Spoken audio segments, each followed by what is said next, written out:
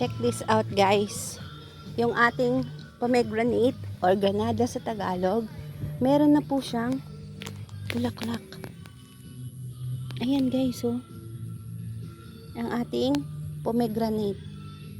Namulaklak na siya. Mamumunga na kaya yan guys? Ganyan lang siya, mga 2 feet pa lang siya guys, pero namulaklak na siya. Ayan, ang ating pomegranate.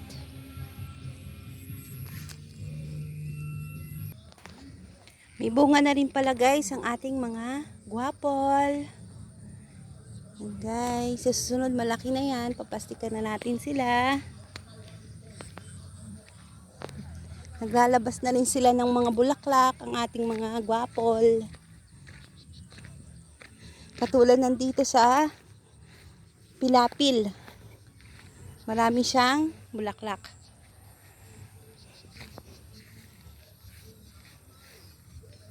Ayan guys, oh.